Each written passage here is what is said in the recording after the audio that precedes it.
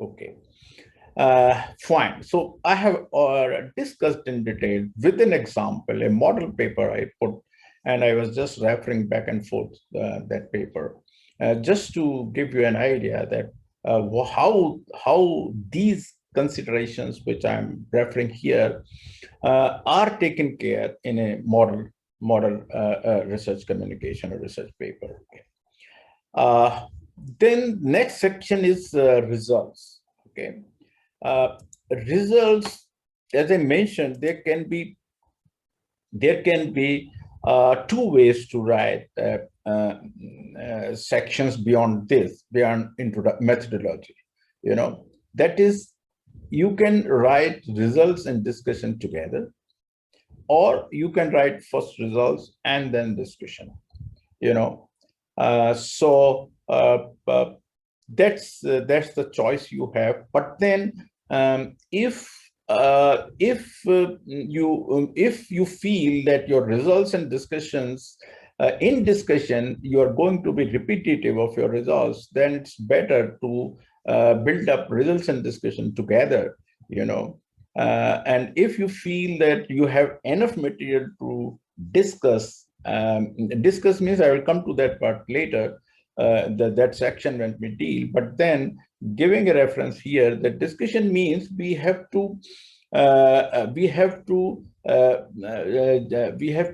take say if we have made some observation, and then we have to discuss in the light of previous observations made by other authors and their conclusions, whether we agree with those conclusions or we differ from those conclusions made earlier.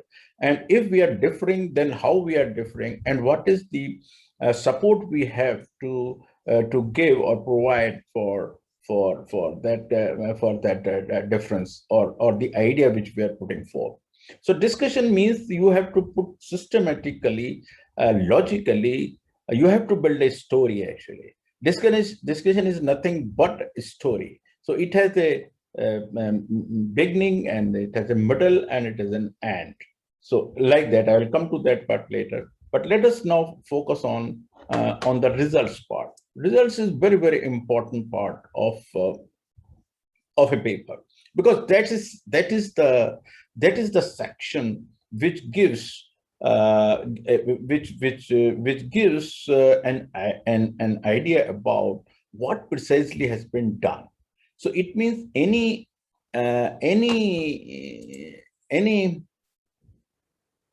uh, um, I mean,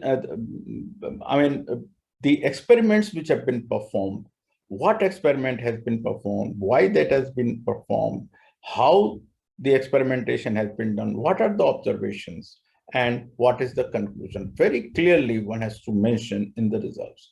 But in this sector, other than making it clear that about the planning of experiment, and how the experiment has been done, what the observations are, and what are the conclusions. So this is the theory part, which one has to write very clearly. Other than that, whatever data one gets, other day I was trying to talk with you that uh, if whatever data or observations you make, that data can be presented in the form of tables or figures. Okay, either you can make tables and you can make figures. But then all types of data cannot be represented in tables or in figures. So you have to make a decision that which data, which experimental data should go as table and which should go as figures. And when we talk of figures, the figures can be either a line diagram, or it can be a bar diagram or pie diagram, or a figure, simply a figure, to represent the actual state of the experimental material. Okay, so figures can be of different types. So that is the conscious decision which is made by the writer, that how his data has to be presented, and this is what I'm going to give you some idea if you can. So if we talk about any data which is coming or which is presented as a table, so what kind of what one understands by table, for example. So each figure or table, it should have the title, okay, which describes what is there in the figure or in table. So there has to be a title, and then there has to be a column, and then it has to be divided into different categories, and sufficient spacing has to be done. So these are some of the elements of table. But if we look into an example, for example, you have the vertical column and you have horizontal column, and then one has to mention what is in the vertical column and what is there in the horizontal column.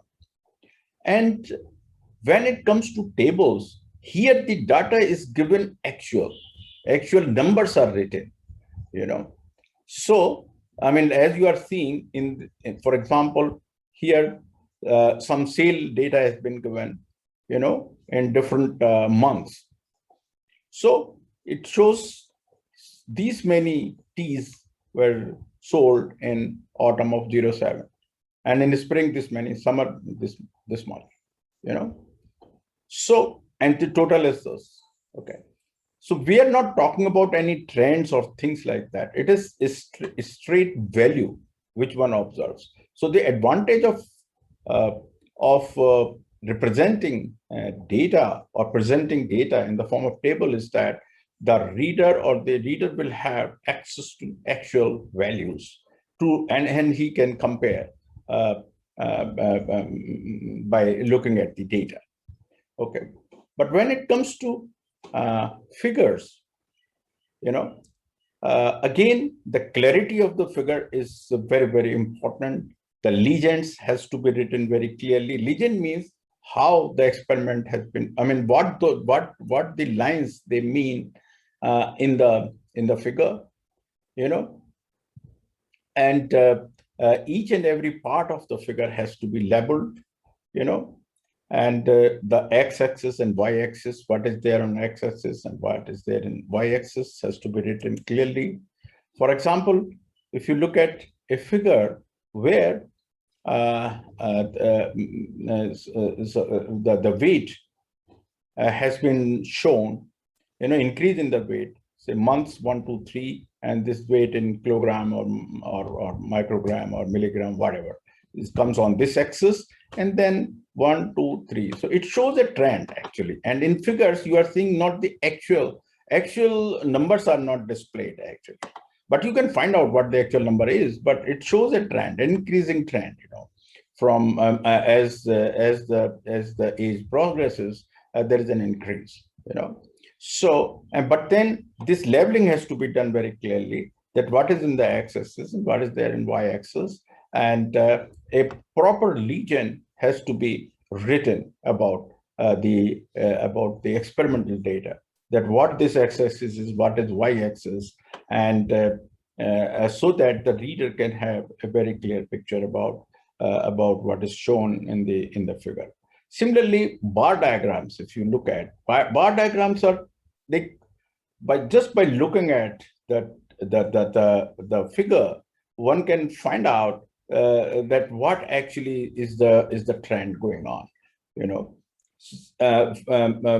so basically it's a comparison, if you are comparing one factor over a period of time, so time versus the factor, if you, for example, if you put, then you can see, say, for example, here something is being compared in different years, 5, 6, 7, 8, and the values are shown in the form of bars, which you can say again, it is increasing, and the last 2 years it was constant. So just one doesn't have to see. If you are indicating the trend, that this is the trend, then the bar diagram is the best way to represent. And another is the pie diagram, for example, or pie chart, what we say. This is the proportion. If from out of, say, 100, what are the proportion of X, Y, and Z? So that you can represent in the form of this, So this gives a picture that if this is the whole thing, out of this whole thing, this is 1, this is 2, this is 3. So like that. This is the part. And then the figures, the actual figures, you can put drawings, you can put photographs of the event which you want to show, So these are some of the ways by which one can present the data. I will show you some examples actually, and share another screen about, say, for example, if I go to this model paper, it has in this paper, we have made use of all these available ways of representing data. For example, table. So we wanted to show that what kind of primers have been used in different studies, So instead of, so table is the best way to show. So there is a title for the table, primers used in this study. This is the title, serial number very clearly. And then you have name of the primer and the primer sequence. So very precisely, so that is the gene which we worked on. So these are the primers used for fishing out this gene, and these are the genes which, primers used for RT-PCR or qRT-PCR, etc. And these are the other things. So what I'm trying to say, that this is just by looking at this table, one would know that, okay, for amplifying these things, these kind of primers have been used. Symbol, so table. And then this is just an example. Here, this is again a figure where, you see a title. Title is here. This shows higher expression, means SLHSP 90.2 is the gene's name. It shows higher expression in roots than shoots. This is the title. And then see little bit details about this experimentation. Relative expression of this gene in 8-day and 40-day-old roots and shoot tissues of this cultivar, tomato plants, were analyzed by qRT-PCR analysis.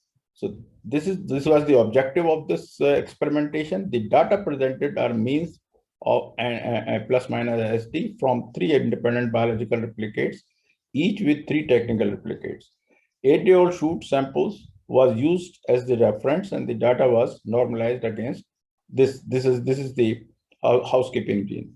So so all this has to be written as the legend, figure legend. So what kind of experimentation has been done? So if somebody is looking at this data, he need not go to read the text. One can see, okay, what has been done. So it gives a very fairly clear picture about that what experiment has been done. And this is the data.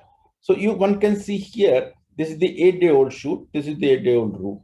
And if you look at the relative abundance, this axis is relative abundance, and this is the this is where the study has been done. Organs and age of the plant from where they are taken. So one can very clearly see that in the early phase or 8 days, the relative abundance in roots is a lot more, and also is the case at later stage of the development, that is 40-day-old roots also has more abundance of transcripts for this gene as compared to shoots. So this picture is complete by looking at reading the legends and looking at the way data is presented in the form of the bar. It is very clear. One can have uh, an idea about what has been done and what are the observations. See, actual figures are like this. Now here, what you see is the comparison of root structure, how a root looks like. See, we say that this cultivar has more roots and less roots, etc. Here, it is the actual how they appear. So this is the 40-day-old scenario. This is 90-day-old scenario. And what you see, these are different cultivars. And one can see at 90 days clear-cut differentiation in the root biomass, or that this is maximum root biomass in these cultivars. This is the middle one, and these are the less, same age, but you can see the different root phenotype, you know. So these cultivars differ in the root phenotype, and that one can see here experimentally. This is early phase and this is late phase. 40 days, you can't see much difference, but 90 days, there is plenty of difference one can see. So this is what, in this figure, one can very clearly see what has been compared. That is the root structure, architecture. So one can very clearly see in this figure. So figures should be like this. If one is showing, so what we wanted to show in this figure, that how the root biomass looks like at different developmental stages, and whether these cultivars differ in that or not. So they do, and of course there is other kind of data, which is again here, if you see fresh weight, dry weight, and all those data is here. But then if one doesn't want to look at this, one can see here itself, and whatever conclusion we have made, that yes, it is right, that this cultivar has maximum root biomass and this has minimum root biomass of the same at the same age. Okay, so very clearly, these, if you are using a figure, use it tactfully and very clearly. The figure should give an idea to the reader, you know. So this is all bar diagrams, you know. And then if you see, these are the figures, for example, transgenics, when one raises, this is the reporter gene, and you can see this is control where nothing is seen. Again, the clarity of the figure I am trying to say, and this is the vector, the transgenic plants, which is empty vector, not the along with gene, and this is the gene. And one can see that the reporter gene expression, Gus expression, this is what normally shown, and one can see that blue color appearing in the transgenic lines. It means the lines which we are focusing on are the transgenic lines, because it's in the same cassette as the gene of interest and the reporter gene. Both are in the same. If this is expressing, it means the gene of interest will automatically be there and it will express. And that is what was checked in this you know, next figure. So this is another part of the story. But what I'm saying, that the figures has to be very clear and labeled. So we know that what is this? This is control, this is vector control, and these are the transgenic lines. And this is the gene one is referring to, you know, and this is the cassette actually. If you see, this is promoter, this is the coding gene, and this is terminator, and this is the promoter for Gus, and this is the terminator for Gus. So this is the left and right border sequences, and this is the entire cassette which has gone in, you know. So we are looking the expression of this reporter gene in the form of this blue color here. You know, when this is expressing, this has got to be there, because this is driven by the same border sequences. Okay. Anyway, come to see, similarly, the figure representation. I'm not going into the details of this, but then tables are there, and if we come to say the line figures, you know. So if you see here, this is what has been done in this is the percent germination was monitored over 8 days. So here the days after the starting seed germination, and these are the percent germination. Okay, and you can represent in the form of line diagrams or figure in line diagrams, you know. So this is control, means without any, I mean, with stress, and this is transgenic line 1 and line 2, under stress. So there is inhibition of seed germination. This is what is shown in this figure actually. So this is the what, to conclude what I was talking actually, this is the way we try to represent the data, in the form of tables, figures, line figures, or bar diagrams, or pie diagrams, pie charts. But we have to choose consciously how your data can be best represented, And so that's a conscious decision which the authors, they take at the time of writing. Fine. So if you are writing results and discussion together, then your job is to start discussion, mix the discussion with writing the results, or if you are writing separately, then you have to start building discussion after writing results, whatever the case may be. You have to, as I mentioned in discussion, one has to build a story. So a story has a beginning, middle, and the end, one has to keep in mind that you have to again introduce, start that why this study was undertaken, what are the major questions, I mean the gaps, and this study has tried to fill up those gaps by performing experiment 1, 2, 3, 4, like that, and the background for experiment 1, what has been done, what is the observation, what is the interpretation of that observation in the light of the work already done, and what your observations, which one is writing, means. So that is very, very important for each experiment. And there, this has to be sequentially done. So one experiment leads to another, another leads to third one, third leads to fourth. So there is a continuation of each between the experiments. Okay, it should not be you do something and suddenly jump on to third and fourth and fifth, and there is no connection between the two.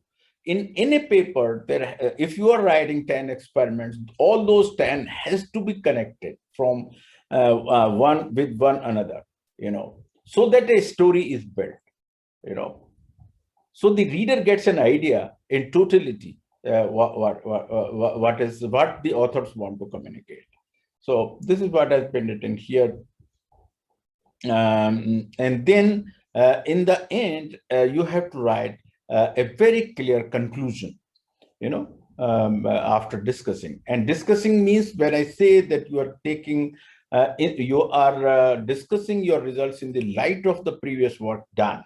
So very important thing is the acknowledgement of the authors who have whose work you are taking in support of your work. So that acknowledgement is very, very important, and I will give you another lecture tomorrow on that. That why if you don't acknowledge what kind of problem one can land into. But then this is very, very important that you acknowledge the authors whose work you are taking as support or in support of your interpretations, So